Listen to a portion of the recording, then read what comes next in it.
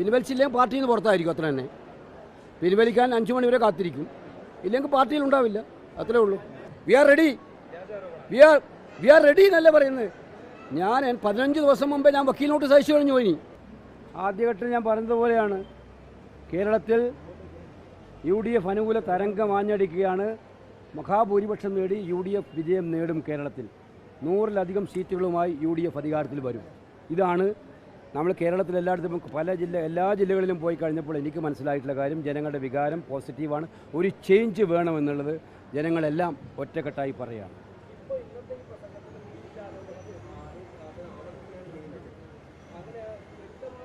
ആരോപണമല്ലല്ലോ അത്, ഡീൽ ആരോപണമല്ലല്ലോ. നമ്മൾ വ്യക്തമായിട്ട് മനസ്സിലാക്കേണ്ടത്, നിങ്ങൾ മനസ്സിലാക്കേണ്ടത് 2020 എന്ന് പറയുന്ന ഒരു കക്ഷിക്ക് 18ഓളം സീറ്റുകൾ കൊടുത്തു NDA മുന്നണിയിൽ. അവർ മത്സരിക്കുന്ന സീറ്റുകളും അവരുടെ സ്ഥാനാർത്ഥികളും എടുത്തു നോക്കണം. അതുപോലെ തന്നെ CPM നിർത്തിയ സ്ഥാനാർത്ഥികൾ എടുത്തു നോക്കണം, BJP നിർത്തിയ സ്ഥാനാർത്ഥികൾ എടുത്തു നോക്കണം. ഇത് ഞങ്ങൾ പറയുന്നില്ല, BJPയുടെ അണികൾ പറയുന്നുണ്ട്, CPMൻ്റെ അണികൾ പറയുന്നുണ്ട്. അവർക്ക് ജയസാധ്യതയുണ്ടെന്ന് അവർ വിചാരിക്കുന്ന സീറ്റുകളിൽ പോലും അവർ സീറ്റെടുക്കാതെ മറ്റ് കക്ഷികൾക്ക് കൊടുത്തിരിക്കുകയാണ്, അവിടെ പ്രസക്തമല്ലാത്ത കക്ഷികൾക്ക്. അപ്പോൾ അതിൻ്റെ അർത്ഥം എന്താണ്? ഇത് ഞങ്ങൾ വെറും ആരോപണം പറയുന്നത്. ഇത് കുറേ നാളായിട്ടുണ്ട്. PMC എന്തിനു വേണ്ടിയിട്ടായിരുന്നു ഒപ്പിട്ടത്? പാവപ്പെട്ട CPI മന്ത്രിമാരെ പോലും അറിയിക്കാതെ അവർ മന്ത്രിസഭയിൽ ചോദ്യം ചോദിക്കുമ്പോൾ PMCയിൽ ഒപ്പിട്ടതിന് വേണ്ടിയിട്ടായിരുന്നു. ലേബർ കോഡ് ഇന്ത്യ ഗവൺമെൻറ് നടപ്പിലാക്കാൻ തീരുമാനിച്ചപ്പോൾ അത് ആദ്യം അതിൻ്റെ കരട് അംഗീകരിക്കാൻ എന്തിനാണ് കേരള ഗവൺമെൻറ് തയ്യാറായത്? അതൊരു ഭാഗത്ത്. മറ്റൊരു ഭാഗത്ത് കേന്ദ്ര ഏജൻസികൾ കുട്ടികോക്ഷി അന്വേഷിക്കുന്ന ഒരു അന്വേഷണവും നടക്കുന്നില്ലല്ലോ കേരളത്തിൽ. അപ്പോൾ ഇതൊരു ഒത്തുകളിയാണ്, പരസ്പരം രക്ഷിക്കാൻ വേണ്ടിയിട്ടുള്ള ഒത്തുകളി. അത് തിരഞ്ഞെടുപ്പ് വന്നപ്പോൾ ആ ഡീല് ആവർത്തിച്ചു എന്നുള്ള സത്യമാണ്. ഇത് BJPയിലെയും CPMലെയും അണികൾക്ക് ദഹിക്കുന്നില്ല എന്നുള്ള വ്യക്തമാണ്. അവർ അംഗീകരിക്കുന്നതല്ല ഇത് സ്വാർത്ഥ താല്പര്യത്തിന് വേണ്ടി അവരുടെ നേതാക്കന്മാരെടുത്തിരിക്കുന്ന തീരുമാനമാണ്. അത് ജനം അംഗീകരിക്കാൻ പോകുന്നില്ല. അതിനെതിരായിട്ടുള്ള വികാരം കൂടിയായിരിക്കും ഈ ഇലക്ഷൻ.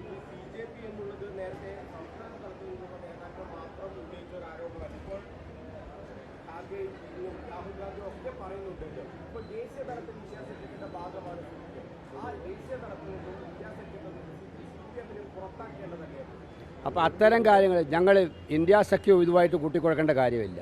ഇപ്പോൾ ബംഗാളിൽ അങ്ങനെയാണെങ്കിൽ CPM മമതാ ബാനർജിക്കെതിരെയല്ലേ മത്സരിക്കുന്നത്? മമതാ ബാനർജിക്കെതിരെ എന്തെല്ലാം ആരോപണങ്ങളാണ് അവർ ഉന്നയിക്കുന്നത്?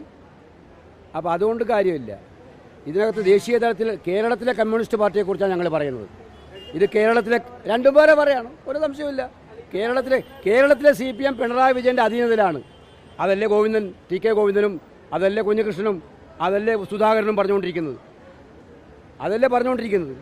ഇപ്പം സുധാകരൻ ഇന്നലെ പറഞ്ഞു നോക്കിയാട്ടെ, കൃഷ്ണപിള്ള പോലുള്ളൊരു മഹാനായ നേതാവിൻ്റെ സ്മാരകം കത്തിച്ചത് പോലും CPM തന്നെയാണെന്നാണ് പറഞ്ഞത്. എന്ത് ഗൗരവതരമായ കാര്യമാണിത്.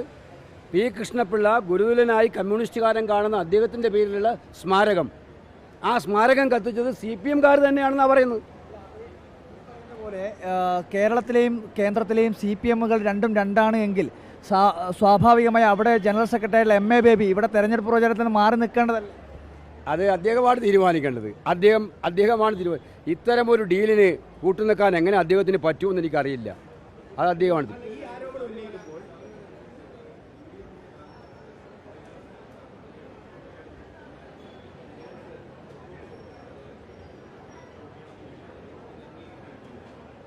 അതെ, ശബരിമലയിൽ ഏറ്റവും വലിയ കൊള്ള നടന്നപ്പോൾ, ആ കൊള്ള ജനം ഏറ്റെടുത്തപ്പോൾ, സർക്കാരിനെതിരായിട്ടുള്ള ജനവികാരം ഏറ്റവും ശക്തമായി വന്നപ്പോൾ, നമുക്കറിയാം അയ്യപ്പൻ്റെ സ്വർണം കക്കുക എന്ന് പറഞ്ഞാൽ നിസ്സാരമല്ലല്ലോ. 2 ദേവസ്വം ബോർഡ് പ്രസിഡന്റുമാർ, CPMൻ്റെ പ്രഗത്ഭരായ നേതാക്കൾ ജയിലിൽ കിടന്നപ്പോൾ പ്രതിക്കൂട്ടിലായ സർക്കാർ എന്താ ചെയ്തത്? അന്നേരം അത് മെല്ലെ കോൺഗ്രസിൻ്റെ കാലത്ത് നടന്നിട്ടുണ്ടെന്ന് വരുത്തിക്കാനായിരുന്നു ആ ആരോപണം വന്നത്.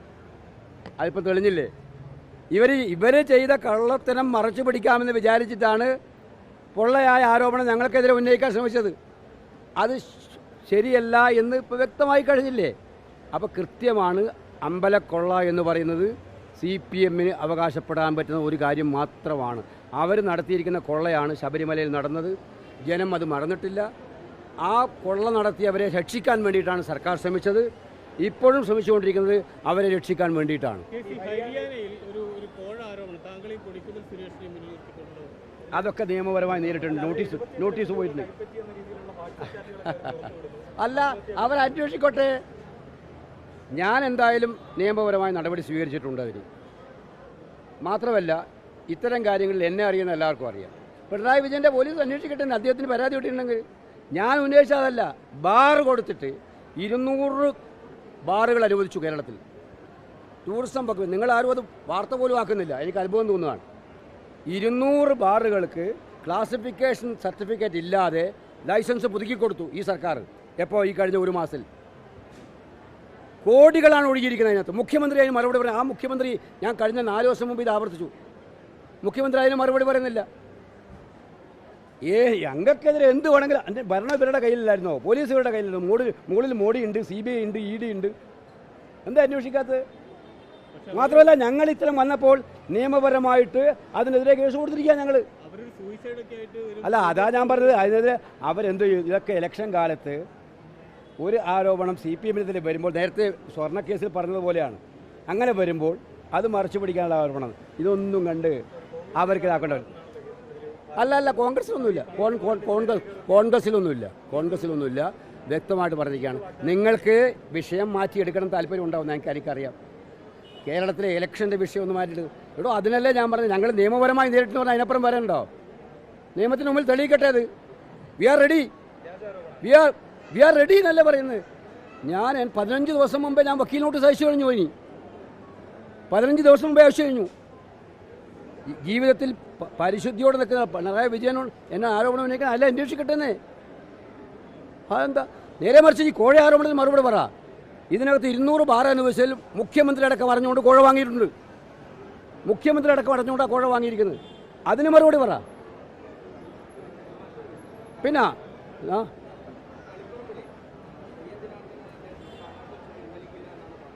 പിൻവലിച്ചില്ലെങ്കിൽ പാർട്ടിയിൽ നിന്ന് പുറത്തായിരിക്കും. അത്ര തന്നെ. പിൻവലിക്കാൻ 5 മണി വരെ കാത്തിരിക്കും. ഇല്ലെങ്കിൽ പാർട്ടിയിൽ ഉണ്ടാവില്ല. അത്രേ ഉള്ളൂ.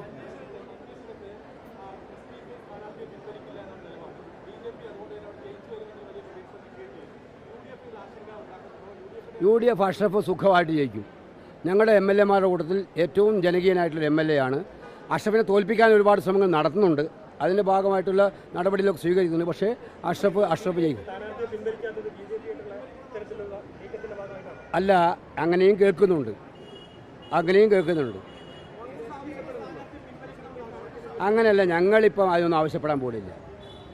അഷ്റഫ് ജയിക്കാനുള്ള എല്ലാ സാഹചര്യവും അവിടെയുണ്ട്. ജയിക്കും.